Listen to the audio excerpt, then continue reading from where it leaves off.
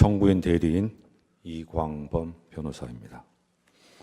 오늘 저희 청구인 측 대리인단은 재판장님께서 부여해 주신 2시간의 최후 변론 시간 동안에 저를 포함하여 총 9명의 대리인이 각자의 주제를 가지고 변론할 예정입니다. 그럼 저부터 피청구인에 대한 신속한 파면만이 답입니다. 라는 내용으로 말씀드리도록 하겠습니다. 대한민국은 민주공화국입니다. 민주공화국은 국민 주권을 출발점으로 합니다. 그래서 헌법 제1조 1항은 대한민국은 민주공화국이다. 제2항은 대한민국의 주권은 국민에게 있고 모든 권력은 국민으로부터 나온다 라고 선언하고 있습니다. 또한 민주공화국은 대의민주제를 바탕으로 하고 있습니다. 국민이 국가 의사를 직접 결정하지 않고 대표자를 선출하여 결정하게 하는 것입니다. 대의민주주의 실현을 위해서는 선거가 필수적입니다. 선거와 선출직 공무원의 임기제는 민주공화국 국민이 공존하기 위한 최소한의 법칙입니다. 피청구인처럼 선거에 의하여 선출된 사람 스스로가 선거의 공정성에 의문을 제기한다면 민주공화국은 존립할 수 없습니다. 선거제를 전제로 하더라도 한 사람이나 특정 집단이 국가 권력을 오용하거나 남용하면 민주공화국의 근본이 훼손될 수 있습니다. 그래서 권력 분립이 필수적입니다. 입법, 사법, 행정의 산권 분립은 기본이고 우리 헌법은 여기에서 더 나아가 헌법재판소와 선거관리위원회까지 헌법기관으로 두고 국가 권력의 분산과 상호 견제를 도모하고 있습니다. 세계 각국이 우리나라 헌법재판소를 모델로 삼고 있고 대한민국 헌법재판소는 세계 헌법재판소의 중심에 서 있습니다. 세계 각국이 우리나라 선거 관리를 부러워하고 선거관리 시스템을 공부하고 있습니다. 헌법재판소와 선거관리위원회는 대한민국의 자랑거리입니다. 여러 차례 헌법 침탈이 있었지만 대한민국은 민주공화국임을 포기한 적이 결코 없습니다. 민주공화국의 위기마다 국민이 들고 일어나 무너진 헌법 질서를 회복하고 지켜냈습니다. 이승만 대통령은 6.25 동란 와중인 1952년 폭력을 동원하고 국회의원들을 위협하여 발췌 개헌안을 통과시켰습니다. 여소야대 정국에서 간선제로는 대통령이 될 가능성이 없자 저지른 짓입니다. 1954년에는 삼선 제한을 철폐하는 개헌안을 4.4.5입이라는 황당한 계산법을 적용하여 통과시켰습니다. 이승만이 종신 독재의 야욕을 드러내자 민심은 등을 돌렸습니다. 그러자 이승만 정권은 1960년 그 유명한 3.15 부정선거를 저지르고 맙니다. 박정희 대통령은 어떠했습니까? 4.19 혁명 후 민주주의 회복 과정에서 혼란을 빚자 5.16 군사 쿠데타로 정권을 잡았습니다. 1969년 대통령 3선 금지 규정을 폐지하는 헌법 개정을 했습니다. 1972년 비상계엄을 선포하고 유신헌법을 만들었습니다. 통일 최국민회의를 설치하여 간선제로 대통령과 국회의원 정수의 3분의 1을 선출하도록 하였습니다. 대통령에게 국회 해산권을 부여했습니다. 국민은 저항하였고 박정희 독재 정권은 긴급조치 남발로 연명하였습니다. 전두환 대통령은 12.12 군사 쿠데타로 정권을 잡았습니다. 친위 쿠데타입니다. 대통령 간선제는 유지되었고 국가보위 입법회의가 만들어져 국회를 대체하기도 하였습니다. 이승만, 박정희, 전두환 대통령은 모두 전시 비상계엄이나 스스로 선포한 비상계엄 하에서 헌법 개정을 통해 독재의 길로 접어들었습니다. 그러나 영구 집권을 꿈꾸던 이들은 모두 비참한 최후를 맞이해야만 했습니다. 이승만은 4.19 혁명 후 미국으로 망명하였습니다. 국민으로부터 버림받은 초대 대통령은 하와이에서 쓸쓸하게 숨졌습니다. 박정희는 산업화의 업적을 뒤로하고 부하가 쏜 총탄에 맞아 비명행사하였습니다. 전두환은 권좌에서 내려왔지만 반란 및 내란 수괴죄로 법정에 서는 것을 피할 수 없었습니다. 수많은 대한민국 국민이 역사의 고비마다 민주공화국 수호를 위하여 피 흘리고 목숨 바치고 옥살이를 마다하지 않은 결과입니다. 1960년 4.19 혁명, 1979년 부마 민주항쟁, 1980년 5.18 광주 민주화운동, 1987년 6월 민주항쟁이 대표적입니다. 피청구인은 2024년 12월 3일 심야에 우리 대한민국 국민이 피와 목숨을 바쳐 지켜온 민주헌정 질서를 무참하게 짓밟았습니다. 1987년 헌법 개정 이후 대한민국 국민은 민주공화국의 이념과 원칙을 더욱 공고히 하여 왔습니다. 세계가 대한민국의 민주주의를 칭송하였습니다.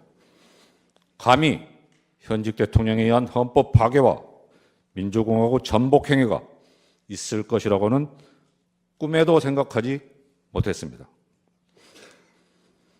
그런데 2024년 12월 33일 밤 10시 23분경 한 해가 저무는 그날 밤 피청구는 정규방송을 중단시키고 나타나 국민 앞에 마주 앉아서 비상계엄 선포 담화문을 낭독하는 장면을 시청하도록 강요했습니다. 그 순간 우리는 여기저기 전화했고 이후 거의 모든 국민이 집에서, 식당에서, 길거리에서, TV나 휴대전화로 비상계엄 전개 상황을 실시간으로 시청하였습니다. 어떤 이들은 국회의사당으로 달려갔습니다. 피청구인은 담화에서 국회를 범죄자 집단의 소굴, 자유민주 체제를 붕괴시키는 괴물이라고 단정하였습니다. 파렴치한 종국 반국가 세력, 폐악질을 일삼는 망국의 원흉 반국가 세력을 반드시 일거에 척결하겠다고 결기를 보이기도 했습니다. 우리는 대한민국 국군이 완전 무장을 하고 헬기로 국회에 착륙하는 장면을 지켜봤습니다. 무장군인은 유리창문을 깨부수고 국회의사당에 난입했습니다. 경찰은 국회의원 출입까지 막아서면서 국회를 봉쇄했습니다. 시민들은 국회 밖에서 경찰에 맞섰습니다. 국회 안에서는 몸으로 심지어는 소화기 분말을 분사해서 내부에 진입한 무장군인의 본회의장 출입을 저지했습니다. 한마디로 영화나 드라마에서도 볼 수 없었던 초현실적인 장면들이었습니다. 동시에 생중계되는 국회의사당 본회의장은 긴박한 바깥 사정과는 달리 차분했습니다. 국회의장은 절차 준수를 강조하였습니다. 본회의장 안팎을 동시에 지켜보고 있는 국민은 저러다 저지선이 뚫리면 어쩌나 하면서 초조하게 애타게 지켜봐야만 했습니다. 여기에 더하여 계엄군이 중앙선거관리위원회, 과천청사 등을 봉쇄, 점거하고 선거정보센터에 무단 침입하였으며 직원들의 휴대전화를 빼앗았다는 사실이 드러났습니다. 중앙선거관리위원회에 대한 이러한 행위는 피청구인의 비상계엄 선포 담화나 계엄 포고문에서는 전혀 예정되어 있지 않은 행위입니다. 국회의장, 여당 및 야당 대표, 전직 대법원장, 언론인 등을 체포 감금하려 계획했던 사실이 밝혀졌고 피청구인이 직접 나서서 계엄군의 국회 진입과 국회의 계엄 해제 결의 저지를 명령 지휘하였다는 증언과 진술이 잇따랐습니다. 현장에 동원된 군인과 경찰 병력이 수천 명에 이르렀습니다. 육군 최정예 부대인 특수전사령부, 수도방위사령부, 대군사정보 수집부대인 정보사령부, 군사보안 군 방첩 및 군에 관한 정보의 수집 처리 등에 관한 업무를 수행하는 국군 방첩사령부 등 우리 국군의 핵심 전력을 동원하였습니다. 한마디로 대한민국 헌법 파괴 행위이자 민주공화국 전복 행위입니다. 비상계엄 선포를 전후한 피청구인의 인식과 언행에 대하여 한 말씀 드리겠습니다. 피청구인은 여소야대 정국에서 대통령에 당선되었습니다. 표차는 0.73%, 초박빙이었습니다. 그럼에도 피청구인은 다수당인 야당의 존재를 인정하지 않고 무시하였습니다. 현실적이거나 잠재적인 정적 제거에 몰두하였습니다. 자신과 소속을 같이 하고 있는 집권 여당 내부 인사도 예외가 아니었습니다. 집권 여당은 작년 국회의원 총선에서도 참패하였습니다. 참패의 원인으로는 피청구인의 총선 기간 중 여러 언행이 지목되었습니다. 깊은 성찰에 타잡은 다수 야당과의 협치만이 피청구인 자신이 생존할 수 있는 유일한 선택지였습니다. 그러나 피청구인은 총선 참패가 부정선거의 결과라는 망상에 빠졌습니다. 다수 야당이 이끄는 국회가 대한민국의 헌정 질서를 짓밟고 정당화 국가기관을 교란시키는 내란을 획책하는 명백한 반국가 행위를 자행한다고 소리를 높입니다. 적반하장입니다. 피청구인이 듣기 싫은 소리는 입틀막으로 듣지 않고 듣고 싶고 보고 싶은 것만 골라보고 들은 결과입니다. 피청구는 2024년 12월 12일 담화에서 병력을 국회에 투입한 이유는 거대 야당의 망국적 행태를 상징적으로 알리고 질서 유지를 하기 위한 것이지 국회를 해산하거나 기능을 마비시키려는 것이 아니다. 계엄령을 발동하되 그 목적은 국민에게 거대 야당의 반국가적 폐악 행위를 알려 이를 멈추도록 경고하는 것이었다. 라고 강변하고 있습니다. 그러면서 도대체 2시간짜리 내란이라는 것이 있습니까? 질서 유지를 위해 소수의 병력을 잠시 투입한 것이 폭동이라는 말입니까? 라고 외치고 있습니다. 피청구인이 그날 밤 일선 지휘관들에게 직접 내린 명령이나 우리가 지켜본 현장 상황에 정면으로 배치되는 주장입니다. 1심 판정에서는 내란 프레임을 짜고 자신에 대한 탄핵 공작을 하고 있다면서 음모론까지 제기하고 있습니다. 비상계엄을 계몽령이라고 주장하고 있습니다. 누가 누구를 계몽하겠다는 것입니까? 법꾸라지 법비의 요설이라는 말까지 나오고 있습니다.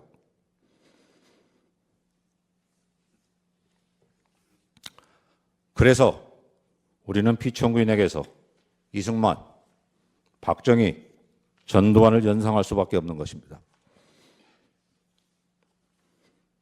피청구는 자신의 지시 한마디가 헌법이 되는 세상을 만들고자 한 것입니다. 국가를 사유화하고 대한민국 헌법 위에 군림하고자 하였습니다.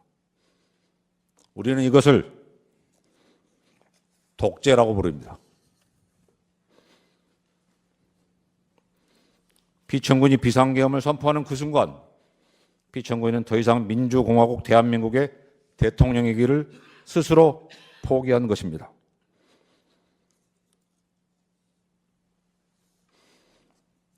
헌법재판소는 피청구인 주장의 부정선거 논란에 대하여도 깊이 헤아려 주시기 바랍니다. 피청구는 2025년 1월 15일 공개된 자필 메시지에서 우리나라 선거에서 부정선거의 증거는 너무나 많습니다. 칼에 찔려 사망한 시신이 다수 발견되었는데 살인범을 특정하지 못했다고 해서 살인사건이 없었고 정상적인 자연사라 우길 수 없는 것입니다. 라고 주장하고 있습니다. 선거에 의하여 당선된 대한민국 대통령이라면 도저히 입에 담을 수 없는 말입니다. 부정선거가 권력을 가진 자에 의하여 자행되었다는 역사적 사실에도 반합니다. 대의 명분으로 삼았던 거창한 구호는 사라지고 부정선거 의혹 규명, 선거 시스템 점검이 비상계엄 선포의 목적이라고 이야기하고 있습니다. 구차합니다. 여기서 잠시 과거 어느 헌법재판관의 말씀을 살펴보겠습니다. 이 사건 탄핵 심판은 보수와 진보라는 이념의 문제가 아니라 헌법적 가치를 실현하고 헌법 질서를 수호하는 문제이다. 그리고 이 사건 탄핵 심판은 단순히 대통령의 과거 행위의 위법과 파면 여부만을 판단하는 것이 아니라 미래 대한민국이 지향해야 할 헌법적 가치와 질서의 규범적 표준을 설정하는 것이기도 하다. 이것은 박근혜 전 대통령에 대한 탄핵사건 결정문의 보충 의견입니다. 맞는 말씀입니다. 헌법재판소의 결정은 주문도 중요하지만 결정 이후에 담겨있는 내용도 중요합니다. 우리가 구현하고자 하는 헌법 가치를 담고 있기 때문입니다. 결정문은 민주공화국 대한민국의 민주주의를 한 단계 승화시키고 대한민국이 나아가야 할 방향을 제시하여야 합니다. 이번 기회에 망국적인 역병인 부정선거 음모론에 철퇴를 가함으로써 민주공화국의 기반을 굳건히 할 수 있도록 하여야 합니다. 오늘 이 심판정이 존재할 수 있도록 계엄군과 경찰에 맞서 싸운 민주시민, 국회의원과 국회 관계자, 부당한 지시와 명령을 거부한 정의로운 군인들에 대하여 저희 헌법재판소가 할 수 있는 최소한의 보답이라고 할 것입니다. 피청구인은 한날 한시라도 신속하게 파면되어야 합니다. 피청구인은 내란 우두머리죄로 구속, 기소되어 재판을 받고 있습니다. 전 국방부 장관, 군 고위 장성, 경찰 수뇌부도 내란 중요임무 종사죄나 내란 부하 수행죄로 기소되어 구속 상태로 재판을 받고 있습니다. 피청구인이 파면을 면한다고 해서 처벌을 면할 수 있겠습니까? 다시 국정을 맡길 수 있겠습니까? 피청구인이 이 순간에도 거짓과 과장으로 자신의 지지 세력 결집을 시도하고 있습니다. 국민을 편가르고 있습니다. 폭도들이 법원에 난입하여 폭동을 일으켰습니다. 어떤 국회의원은 헌법재판소를 해체하여야 한다고 주장하고 있고, 국가인권위원회 위원이라는 사람이 헌법재판소를 두들겨 부수어 흔적도 남김없이 없애버려야 한다고 선동하고 있습니다. 극도의 혼돈과 혼란 상태가 지속되고 있습니다. 비상계엄이 우리 경제에 미치고 있는 부정적 영향은 날로 심화되고 있습니다. 소비는 위축되고 경제는 회복하기 어려운 상태로 가고 있으며 치솟은 환율은 제자리를 찾지 못하고 있습니다. 국제사회의 우려도 커지고 있습니다. 하루하루가 고통스럽습니다. 이게 나라입니까? 라는 절망의 목소리가 귓가를 맴돌고 있습니다. 피청구인이 선포한 비상계엄이 지금까지 계속되고 있다면 우리는 어떤 장면들을 목격하고 있을까요? 피청구인이 복귀한다면 제2, 제3의 비상계엄을 선포하지 않을 것이라고 누가 보장할 수 있겠습니까? 국민과 더불어 재판부의 현명한 판단을 앙망합니다.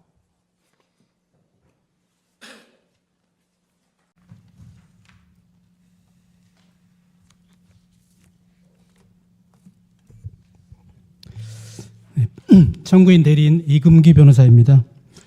저는 청구인이 자신의 탄핵 사건에서 보여준 태도와 거짓말에 대해서 몇 가지 생각을 말씀드리겠습니다.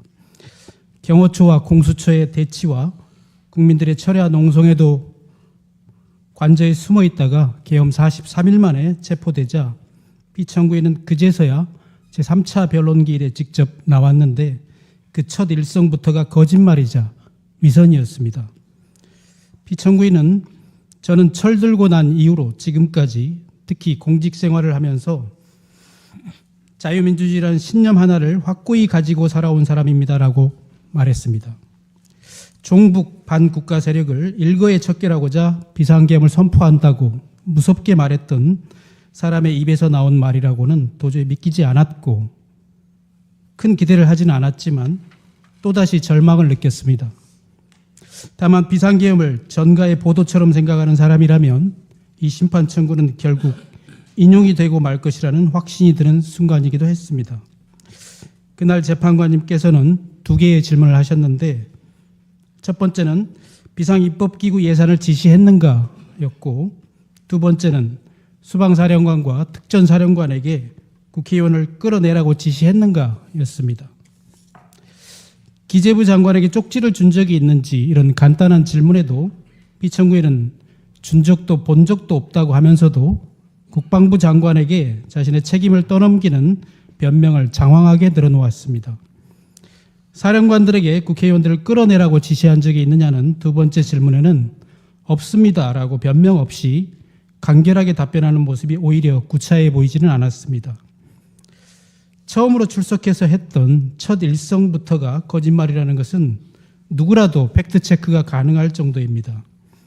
최상목 부총리의 말은 물론이고 조태열 외교부 장관의 진술만으로도 A4 문건을 직접 나눠준 사실이 드러났고 사령관은 물론 수많은 군인들의 증언을 통해서 국회의원들을 끌어내라고 지시한 사실 또한 명백히 인정됩니다.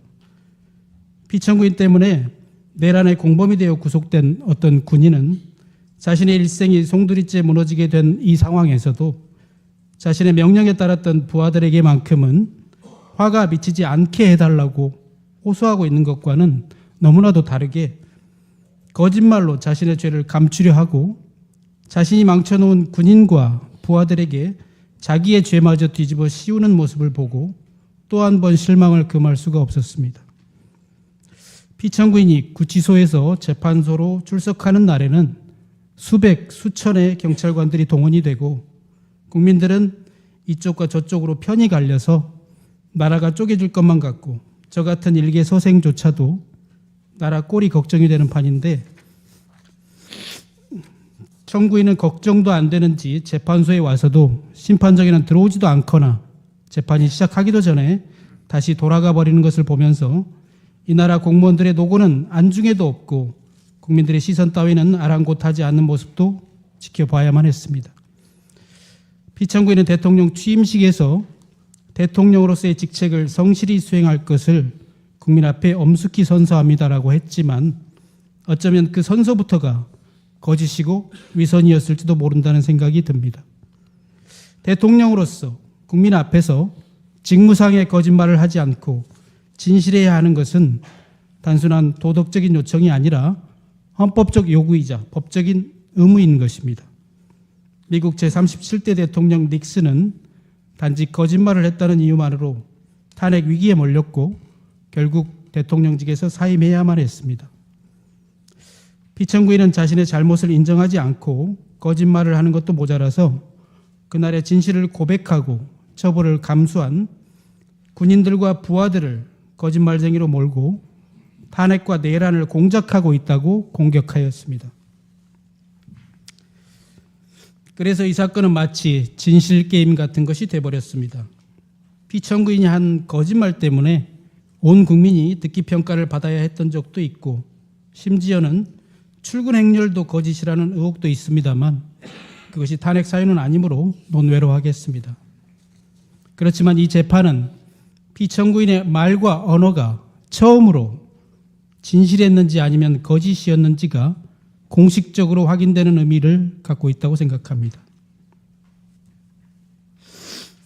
12.3 그날 밤 저는 느닷없는 계엄에 우선은 놀랐고 하필이면 지금 이때에 군에 가 있는 아들이 생각나서 내 아들이 계엄군이 될 수도 있는 건가? 라는 생각에 두려웠습니다. 비상계엄 자체도 너무 무섭지만 내 아이가 계엄군이 되는 것은 더더욱 끔찍한 일이었습니다. 그래서 국회로 달려갔고 국회는 다행히 계엄 해제안을 통과시켰습니다. 헌법이니 민주주의니 이런 생각을 하기보다는 그저 나와 내 아이들의 안전을 생각했고 아버지로서 아들이 계엄군이 될 수도 있는 상황만큼은 막아야만 했기 때문에 헬리콥터 소리가 너무 크고 총을 들고 있을지도 모르는 계엄군과 맞서는 것도 너무나 무서웠지만 소심한 용기나마 짜내어 국회 앞으로 달려갔던 것입니다. 그날 밤 큰 비극이 일어나지 않은 것은 국민들이 무서움을 무릅쓰고 온몸으로 막았기 때문이지 피청구인이 아무 일도 하지 않았기 때문이 결코 아닙니다.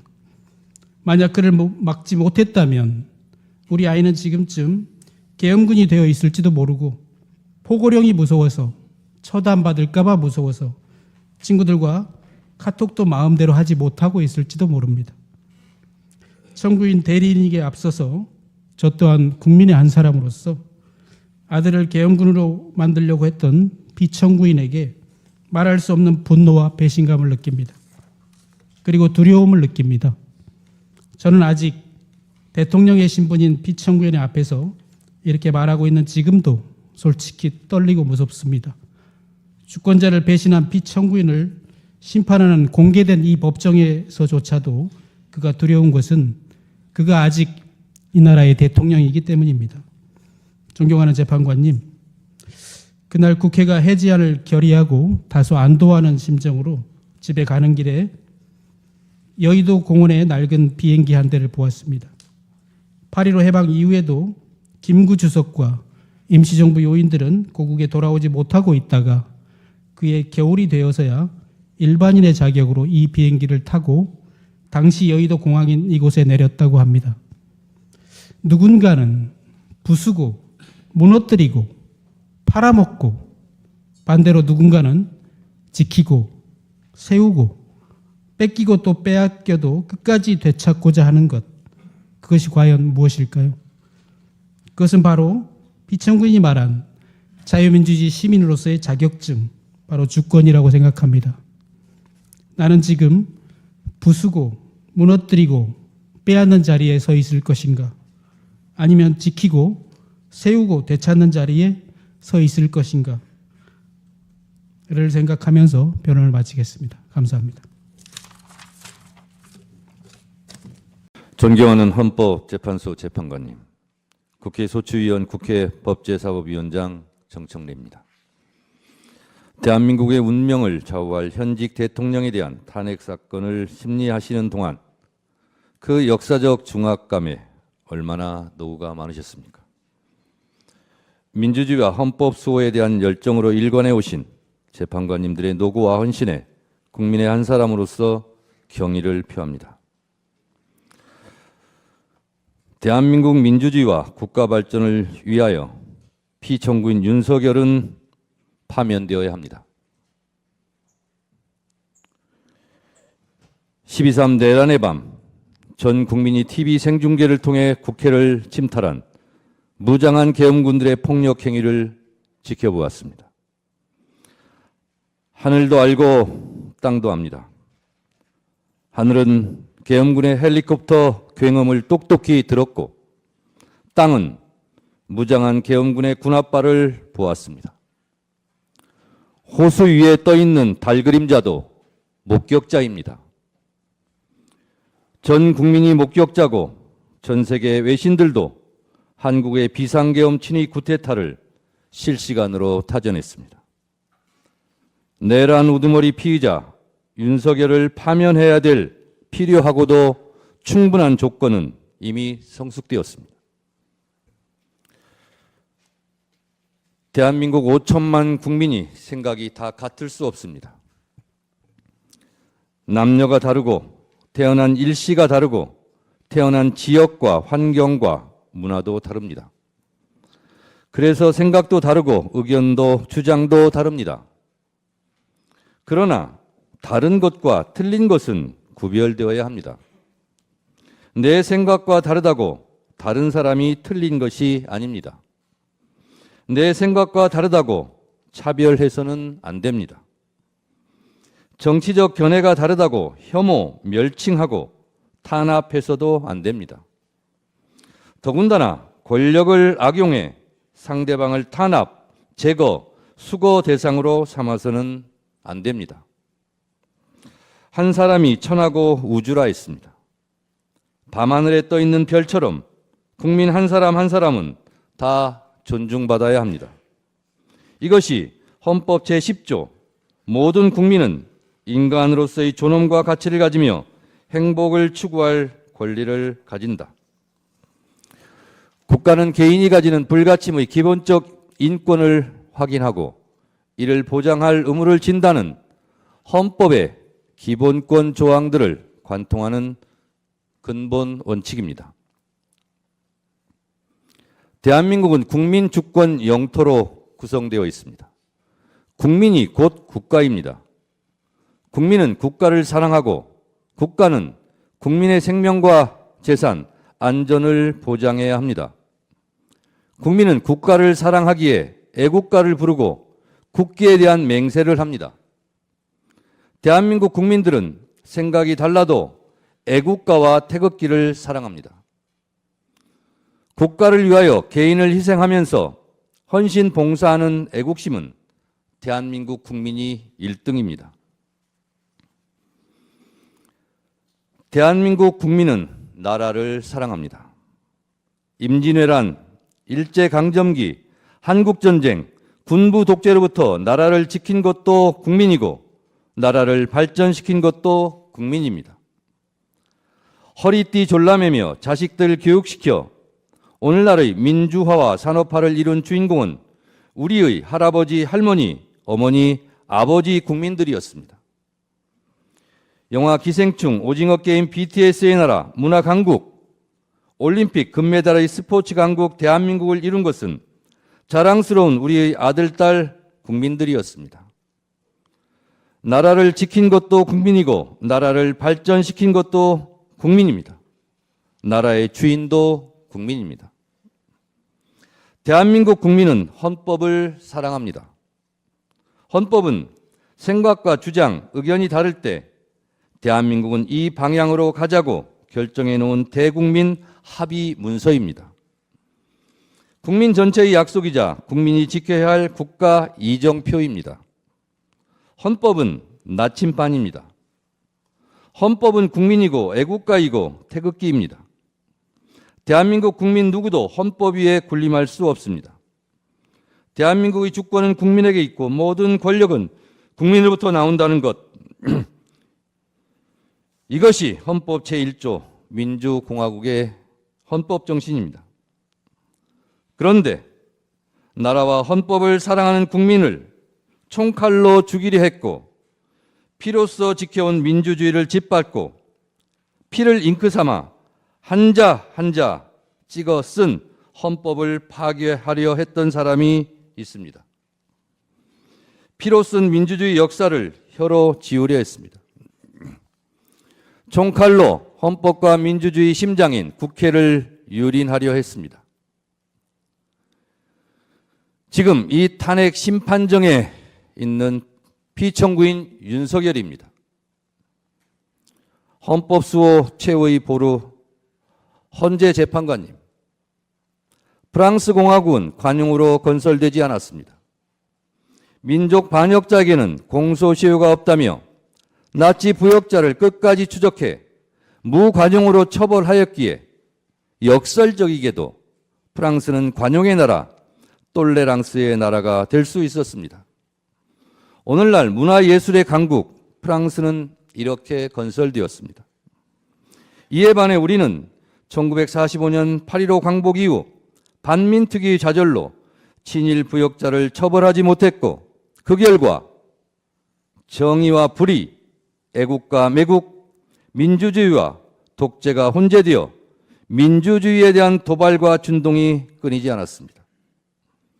이제 타락하고 오염된 반민주적, 반헌법적 요설과 궤변의 고리를 끊어야 합니다. 갈 길이 아무리 멀다 해도 민족 정기를 바로잡아야 합니다.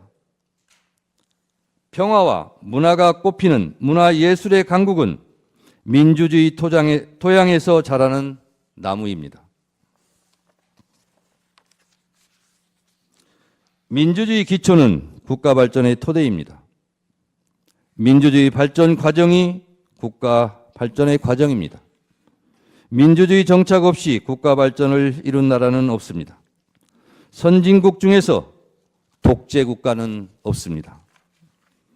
민주주의와 국가 발전의 주적이 바로 독재입니다. 국가 발전을 위해서 독재의 독을 해독해야 합니다. 독재의 전형적 모습이 비상계엄, 내란, 그리고 영구집권 음모입니다. 피청구인은 2022년 5월 10일 국회에서 취임했습니다.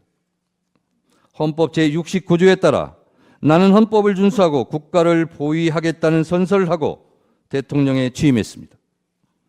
그러나 피청구인은 헌법을 준수하고 국가를 보위하겠다고 다짐했던 바로 그 장소, 국회에 계엄군을 보내 침탈하고 헌법을 유린했습니다. 대한민국의 헌법과 민주주의를 말살하려 했던 피청구인 윤석열은 파면되어 마땅합니다. 현직 대통령에게는 형사 불소추권이라는 헌법적 특권이 있지만 현직 대통령이라도 내란의 범죄를 저지른 경우는 헌법 수호 차원에서 무관용해야 한다는 것이 헌법 제11조와 헌법 제84조의 정신입니다. 내란의 범죄는 현직 대통령을 포함해 누구라도 예외 없이 처벌의 대상입니다. 앞서 국회 법률 대리인들께서 위헌 위법한 12.3 비상계엄과 파면 사유에 대하여 그 증거와 법리를 이미 수차례 명징하게 설명했습니다. 저는 국민의 입장에서 국민의 목소리를 담아 피청구인을 파면해야 할 이유에 대하여 다시 한번 말씀드리겠습니다. 첫째, 피청구인 윤석열은 헌법 제77조에서 규정한 계엄의 조건을 위반했습니다. 헌법 제77조 1항에 대통령은 전시, 사변 또는 이에 준하는 국가 비상사태에 있어서 병력으로서 군사상의 필요에 응하거나 공공의 안녕 질서를 유지할 필요가 있을 때에는 법률이 정하는 바에 의하여 계엄을 선포할 수 있다고 되어 있습니다. 12월 3일의 대한민국은 전시, 사변 또는 이에 준하는 국가 비상사태도 아니었고 병력으로서 군사상의 필요에 응하거나 공공의 안녕 질서를 유지할 필요가 없었습니다. 평온한 하루였습니다. 병력으로서 공공의 안녕 질서를 해친 장본인이 피청구인입니다. 계엄의 선포는 논란의 여지 없는 명백한 위헌 행위입니다. 둘째, 피청구인 윤석열은 계엄 선포의 절차적 정당성을 위반했습니다. 헌법 제82조는 대통령의 국법상 행위는 문서로서 하며 이 문서에는 국무총리와 관계 국무위원이 부서한다. 군사에 관한 것도 또한 같다고 되어 있습니다. 계엄법 제2조 5항은 대통령이 계엄을 선포하거나 변경하고자 할 때에는 국무회의의 심의를 거쳐야 한다. 제6항 국방부 장관 또는 행정안전부 장관은 국무총리를 거쳐 대통령에게 계엄의 선포를 건의할 수 있다고 되어 있지만 피청구인은 헌법 제82조와 계엄법 제2조를 모두 위반했습니다. 계엄 선포 시 정상적인 국무회의 심의 과정이 없었습니다. 국무위원들의 증언에 따르면 국무총리를 거치는 절차도 하지 않았고 개회선언, 폐회선언, 안건 토론 등 정상적인 국무회의도 부서한 회의록 문서도 부존재해 보입니다. 피청구인을 파면해야 할 뚜렷한 증거이자 이유입니다. 셋째, 피청구인 윤석열은 비상계엄을 해제할 유일한 권한이 있는 국회를 침탈했습니다. 헌법 제77조 제5항에는 국회가 제적의원 과반수의 찬성으로 계엄의 해제를 요구한 때에는 대통령은 이를 해제하여야 한다고 되어 있습니다. 비상계엄을 해제할 수 있는 유일한 곳은 유일하게 국회입니다. 이런 국회의 권한과 권능을 강압에 의하여 방해하려고 국회를 무장병력으로 통제, 봉쇄하려 했습니다. 이는 형법 제87조, 형법 제91조에서 규정한 내란의 죄를 위반한 명백한 국헌문란 내란 행위입니다. 국회 질서 운운하지만 국회는 국회 자체 내 질서 유지 시스템이 있습니다. 국회 유리창을 깨부수고 난입한 것은 질서 유지가 아니라 억압이고 폭력입니다. 국회 질서를 문란케 한 것은 다름 아닌 피청구인 윤석열 본인입니다. 넷째, 피청구인은 위헌위법적 포고령을 발표했습니다. 계엄 포고령 1항, 국회와 지방의회, 정당의 활동과 정치적 결사, 집회, 시위 등 일체의 정치활동을 금한다는 것은 헌법 제77조 제3항을 정면으로 위반했습니다. 설령 합법적 계엄이더라도 국회에 관해서는 어떠한 특별한 조치를 할 수 없게 되어 있습니다. 다섯째, 계엄군이 중앙선관위를 침탈한 것도 사법부의 주요한 인사를 체포, 구금하려 했던 것도 모두 헌법과 법률을 위배했습니다. 사법권 독립을 정면으로 위반했을 뿐만 아니라 헌법의 삼권 분립 정신에도 위배됩니다. 이것은 헌법 제77조 제3항, 헌법 제114조, 헌법 제105조, 헌법 제106조, 헌법기관의 독립성 정신을 위반했고 형법 제91조 헌법기관을 강압에 의하여 전복 또는 그 권능 행사를 불가능하게 하는 것으로 규정한 국헌문란 목적 내란죄에 해당합니다. 이 외에도 피청구인이 비상계엄 이후 보여준 사법정의 파괴 행위는 국민들에게 큰 실망과 충격을 안겨주었습니다. 피청구인은 12.3 내란 사태 이후 법관이 발부한 체포영장을 거부하며 사법기관의 법집행을 무법천지로 만들었습니다. 극히 일부 지지자들에게 기대어 국가 혼란을 부추기고 선동하는 듯한 추한 모습을 보였고 부정선거라는 망상에 사로잡혀 있습니다.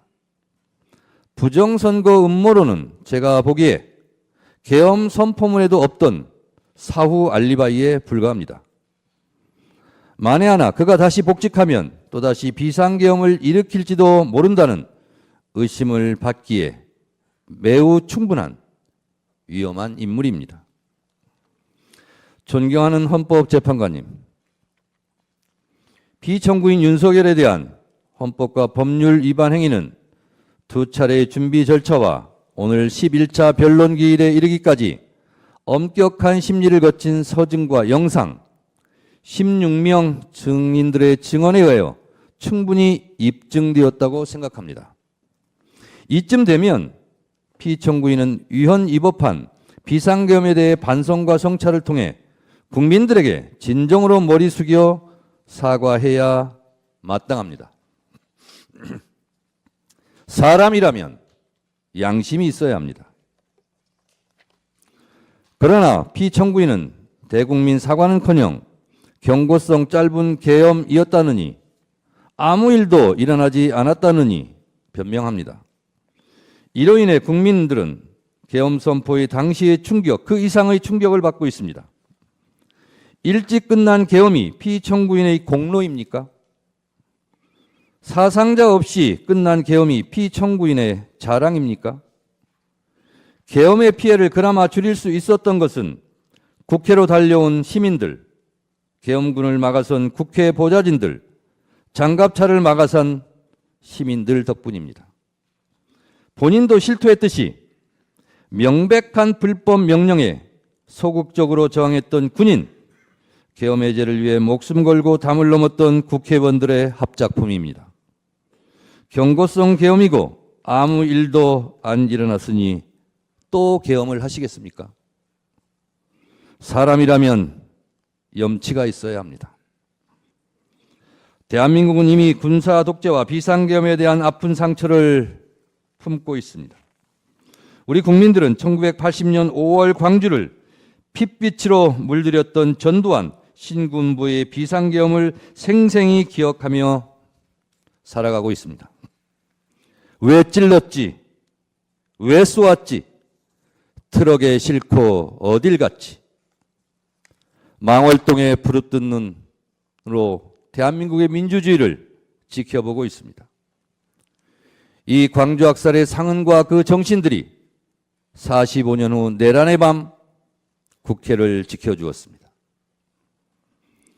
노벨문학상 수상자 한강 작가의 말처럼 과거가 현재를 도왔고 죽은 자가 산자를 구했습니다. 민주헌법 지킴이 헌재 재판관님,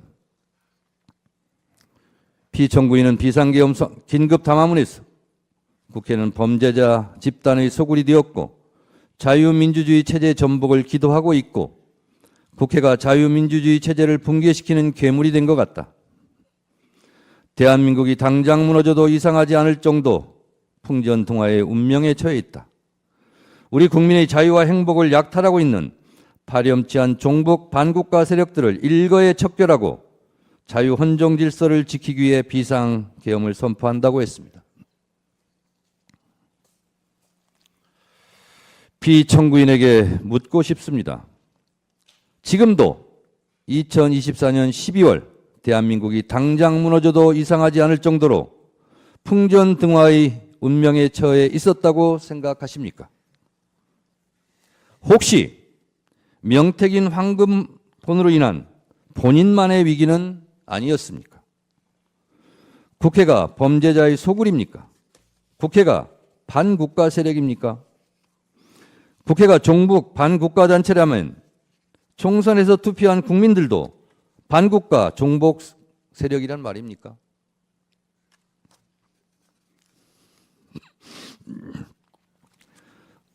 국가 예산 편성권은 행정부에 있고 예산 심의 의결권은 국회의 권한입니다.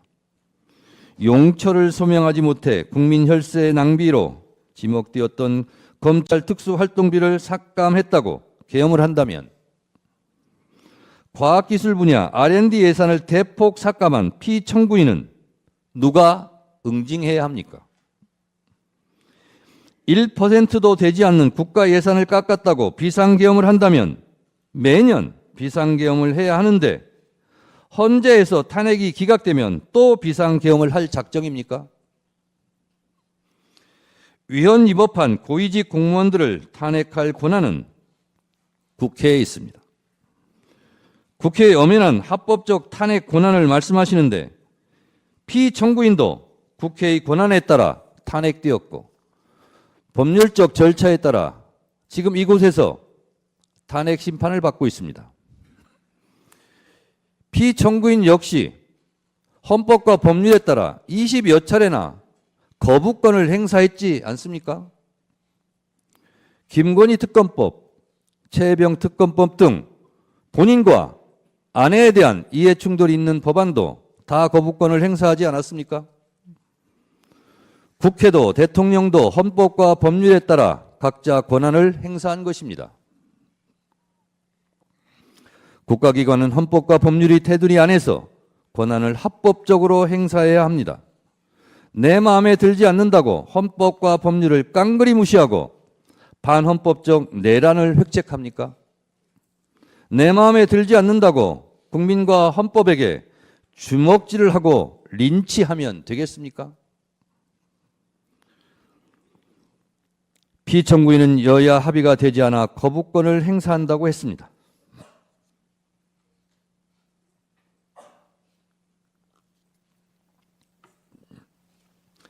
여야 합의는 헌법과 국회법 어느 법에도 존재하지 않습니다. 이런 생각 자체가 반헌법적입니다. 총선 때 한 표라도 한 석이라도 더 얻으려 노력하는 이유는 헌법 제49조에서 규정한 국회 의사결정은 다수결로 하라는 헌법적 명령이 있기 때문입니다.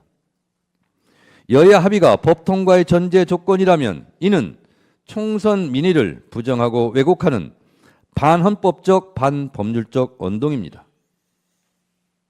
대의민주주의 헌법 부정입니다. 뭐하러 총선합니까? 존경하는 재판관님, 피청구인은 경고성 계엄이고 아무 일도 일어나지 않았다고 가상현실에 있는 사람처럼 말합니다. 본인은 체포 지시를 하지 않았다며 전 국정원 홍장원 1차장과 전 곽종근 특전사령관의 공작이라고 주장합니다. 누구보다 피청구인에게 충직했던 두 사람이 무슨 이유로 피청구인을 모함한다는 말입니까? 피청구인으로부터 직접 지시를 들은 사람이 두 사람만의 증언도 아닌데 들은 사람들 모두 공작에 가담했다는 것입니까? 이게 가능합니까? 국회 내란국조특위에서 노영훈 방첩사 수사실장은 군사경찰의 미결수용소라는 정상적인 구금시설이 있음에도 비원 벙커를 확인하는 것 자체가 정상적이지 않았다고 증언했고, 김대우 전 방첩사 수사단장은 이재명, 우원식, 한동훈 3명에 집중하라는 지시를 받았느냐는 질의에 네! 라고 분명하게 답했습니다. 또한 이곳 재판부에서 유일하게 직권으로 채택한 증인인 조성현 수방사 제1경비단장은 역시 내부에 들어가서 의원들을 끌어내라는 지시를 들었다고 똑똑히 증언했습니다. 피청구인 측의 의원을 요원으로 둔갑시키려는 꼼수는 실패했습니다. 설령 야당이 종북 반국가 단체라서 그 주요 인사들을 체포해 구금하려 한 것이라면 집권 여당 한동훈 대표는 왜 체포하려 한 것입니까? 결국 피청구인은 반국가 세력이라는 허울을 씌워 내 마음에 들지 않는 인사들의 씨를 말려버리려 했던 것은 아닙니까? 이들을 모두 수거하고 영구 집권을 꿈꿨던 것 아닙니까? 노상원 수첩은 또 무엇입니까? 노상원 수첩, 잠자리 폭발물 화학약품, 치밀한 수거 계획이라는 섬뜩한 내용입니다. 살해 암시, 노상원 수첩에 문재인, 유시민 등 500명 확인 사살, 정치인, 법조인, 방송인, 스포츠인 전방위 겨냥, 포승줄로 수집수 보내, 모든 좌파 세력 붕괴. 언론 보도의 제목들입니다. 평생 축구밖에 모르는 차범근 감독은 왜 해치려 했습니까? 차범근 감독은 저는 축구를 사랑하고 축구가 아닌 다른 일이나 가치에 대해선 관심과 욕심이 없다. 내 이름이 그 수첩에 왜 적혀 있는지 황당하고 놀라울 따름이라며 저는 평화와 사랑, 행복 같은 말들이 내 삶에 채워지는 노년을 보내고 싶다고 말했습니다. 이제 몽상에 빠져있던 권력자가 무너뜨리려 한 평화로운 일상을 회복해야 합니다. 피청구인은 아무 일도 일어나지 않았다고 강변하지만 많은 일이 일어났고 계엄의 피해는 엄청납니다. 국민들은 아직도 내란성 스트레스로 잠 못 들고 서부지법 폭동 사태와 같은 끔찍한 사태를 목도했습니다. 헌법수호의 최후의 보루인 헌법재판소까지 테러 위협을 받고 있습니다. 피청구인이 저지른 내란으로 국민들은 서로 적으로 규정하고 심리적 내전 상태에 빠져 있습니다. 존경하는 헌재 재판관님, 대한민국은 수출로 먹고 사는 나라입니다. 대외 의존성이 높은 경제 구도상 국가 안정이 곧 경제고 평화가 곧 경제입니다. 민주주의 선진국 대한민국을 불안한 시선으로 보고 있는 전 세계에 우리의 민주주의 회복 능력을 보여주어야 합니다. 하루빨리 내란을 극복하고 국정을 안정시키는 것이 그 출발점입니다. 계엄에 따른 국정 혼란과 불안감으로 인한 피해가 너무도 큽니다. 1차 탄핵소추안이 부결된 직후인 12월 9일 코스피와 코스닥은 연중 최저치를 기록했습니다. 계엄 선포 한마디에 시가총액 140조 원이 사라졌습니다. 계엄 이후 환율은 급등했고 내수 경기도 꽁꽁 얼어붙었습니다. 아무 일도 일어나지 않았다는 피청구인의 말과 달리 계엄의 후폭풍은 컸습니다. 건물마다 임대문이, 안내문이 나붙고 식당 주인은 손님이 없다며 아우성치며 폐업을 고민합니다. 오늘 최후 변론서를 작성하겠다고 국민의 목소리를 댓글로 달라고 했더니 한 분이 댓글을 달아주셨습니다. 수천 명의 목소리 중에 한 목소리입니다. 저에게 보내온 한 소상공인 사장님의 읍소입니다. 제조, 도매 자영업자입니다. 12.3 이후로 급 주문 한학으로 재정난에 시달리다가 2월을 끝으로 직원 3명을 부득이하게 내보내고 가족 4명이 어렵게 운영 중입니다. 지난 1년 동안 워낙 어려워도 직원들 월급은 마이너스 통장으로 어찌어찌 채워졌는데 계엄 이후로는 IMF보다 심각한 것 같아요. 50년 동안 지켜봤던 공장 문 닫게 생겼습니다. 이것이 고통스러운 국민들의 목소리입니다. 국익 추구가 최종 목표인 외교적 피해가 막심합니다. 미국 정부는 비상계엄 발표가 미국 정부의 사전에 통보되지 않았다는 점에서 당혹과 우려를 표했습니다. 트럼프 행정부와의 초기 정상외교 골든타임을 놓쳤습니다.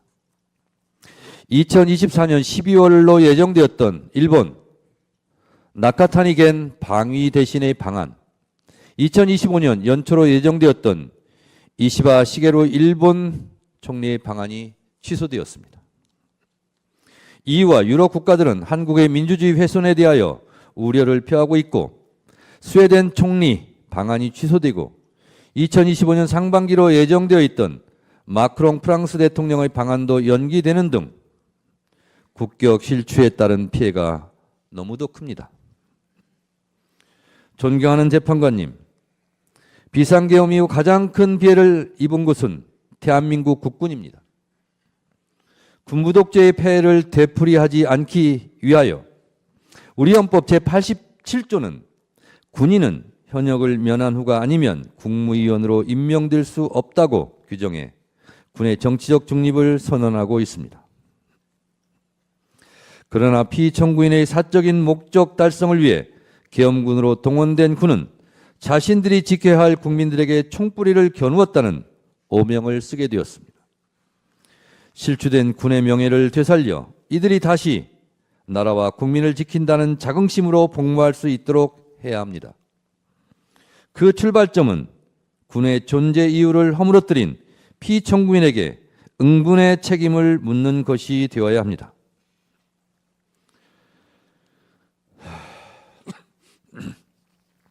존경하는 헌법재판관님들, 저는 12월 3일 밤 10시 50분경 비상계엄 긴급 속보를 보고 살떨리는 두려움을 안고 국회 후문 담장을 넘었습니다. 계엄군이 먼저 진을 치고 있다가 체포 연행하지는 않을지 두려웠습니다.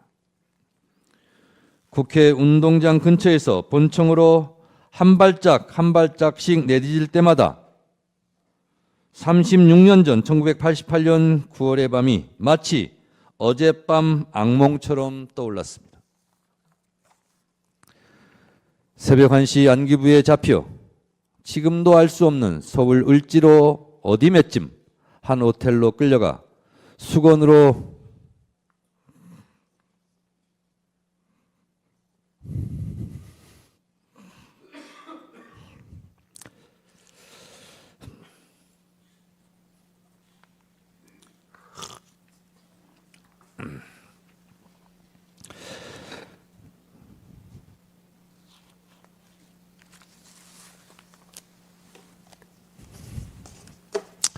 수건으로 눈을 가린 채 속옷 차림으로 4시간 동안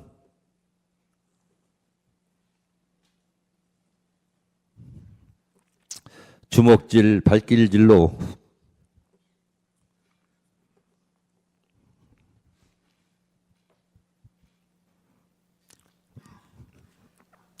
고문 폭행을 당했습니다. 살아있음이 고통이었습니다. 언론에 보도된 노상원 수첩대로 시행되었다면 수많은 사람들이 죽음을 피하지 못했을 것입니다. 존경하는 재판관님, 대한민국은 세계가 놀랄 만큼 한국 현대사 100년 동안 왕조 국가에서 민주주의 국가로, 원조를 받던 나라에서 원조를 해주는 나라로, 문화예술의 강국으로 발전해 왔습니다. 지금 이 시각에도 코리안 드림을 꿈꾸며 지구촌 곳곳 한국어 학당에서 한국어를 배우려는 사람들이 줄을 서고 있습니다. 정치, 경제, 외교적으로도 대한민국은 유수의 민주주의 선진국이 되었고, 군사적으로도 세계 6위의 강대국이 되었습니다. 백범 김구 선생이 꿈꾸었던 문화가 꽃피는 나라가 되었습니다. 우리 국민들은 그동안 외국의 어떤 나라도, 북한도 감히 흔들 수 없는 나라라고 자부해 왔습니다.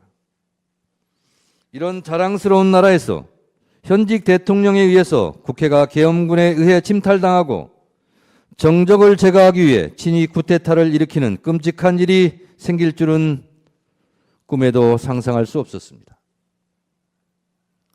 피청구인 윤석열은 지금도 비상계엄이 고도의 통치 행위라며 반성과 성찰을 거부한 채 계엄과 내란을 정당화시키는 궤변과 요소를 늘어놓고 있습니다.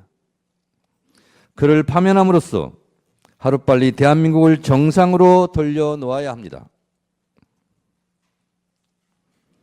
존경하는 헌법재판관님, 헌법재판소는 헌법수호의 최후의 보루이며 국민주권을 지키는 마지막 방파제입니다. 피청구인의 반헌법적 내란 행위는 민주주의 근간을 뒤흔드는 중대한 위헌적 시도였으며 국민의 자유와 권리를 본질적으로 침해하는 반헌법적 도발이었습니다. 피청구인은 군 통수권자로 부여받은 막강한 권한을 남용하여 군과 경찰을 사유하는 중대한 위헌 행위를 저질렀습니다. 아직도 부정선거 음모론의 포로가 되어 총선 결과로 구성된 국회를 부정하고 있습니다. 탄핵이 기각되면 국정을 어떻게 이끌어 가겠다는 등 허무맹랑한 변명과 시건을 잠시 후에 들을지도 할지도 모르겠습니다. 국민들은 피청구인의 적반하장, 남탓만 하는 아무 말 대잔치를 이제 믿지 않을 것입니다. 콩으로 매주를 쓴다 한들 누가 믿겠습니까? 피청구인의 말에 속지 맙시다. 무신분립이라 했습니다. 신뢰를 잃은 대통령은 국민 앞에 다시 설 수 없습니다. 민심은 바다와 같아서 배를 띄울 수도 뒤집어 엎을 수도 있습니다. 피청구인에게서 민심은 떠났습니다. 피청구인의 반헌법적 내란 행위는 주권자인 국민에 대한 명백한 배신이었습니다. 피청구인의 사익과 탐욕을 위한 권력 남용과 헌정질서 파괴로 인한 국민의 신뢰가 완전히 무너졌습니다.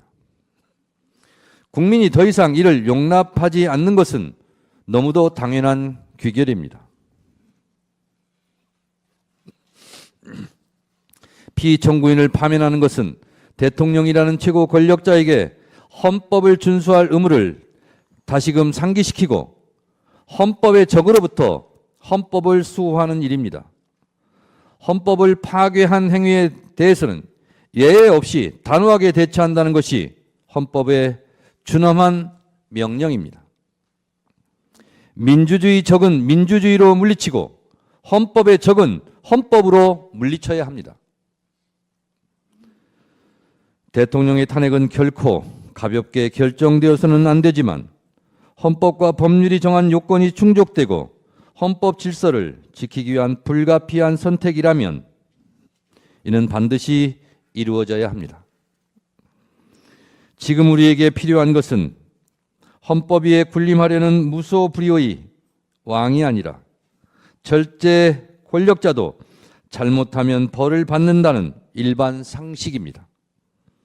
대통령에 대한 파면 결정은 사적 감정의 정치 보복이나 정치적 공격이 아니라 오직 헌법과 법치주의를 회복하기 위한 헌법 수호자의 결단입니다. 피청구인 윤석열에 대한 파면 결정은 대한민국 민주주의 놀라운 회복력을 보여주는 동시에 대한민국 헌법이 살아있고 현실에서 작동하는 실질 규범이라는 점을 보여주는 역사의 기록이 될 것입니다. 존경하는 헌법재판관님, 피청구인은 이제 대한민국의 대통령직을 유지할 자격이 없습니다. 국민들 마음속의 대통령이 아닙니다. 우리 국민은 헌법의 적은 헌법으로 막았습니다. 민주주의 적도 민주주의로 지켜냈습니다. 대통령 윤석열을 파면함으로써 헌법 수호의 의지를 보여주시기 바랍니다. 피청구인에 대한 파면으로 얻을 국가적 이익이 압도적으로 큽니다. 필연은 우연의 옷을 입고 나타난다고 했습니다. 비상계엄이 몽상가의 우연한 돌출 행동이었다면 내란 극복은 국민들이 이뤄낸 필연입니다. 그 필연이 대한민국 민주주의 저력입니다. 내란 극복은 나라를 사랑하는 국민들의 민주주의에 대한 필연적 본능과 자구책, 한 땀 한 땀 노력의 결과였습니다. 이제 내란을 극복하고 국정을 안정시켜 미래로 나가야 합니다.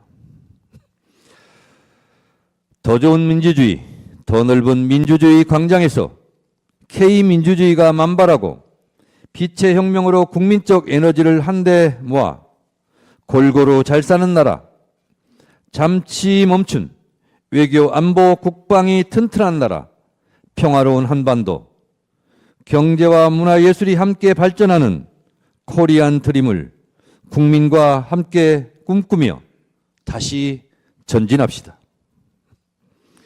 피청구인의 비이성적 반역사적 비상계엄은 일어나지 말았어야 할 비현실적 망동이었지만 하느님이 보호하사 우리나라 만세입니다. 헌법과 나라를 사랑하는 국민들이 애국가를 자랑스럽게 부를 수 있도록 민주주의와 헌법 수호를 위하여 피청구인 윤석열을 하루라도 빨리 신속하게 만장일치로 파면해 주시기 바랍니다.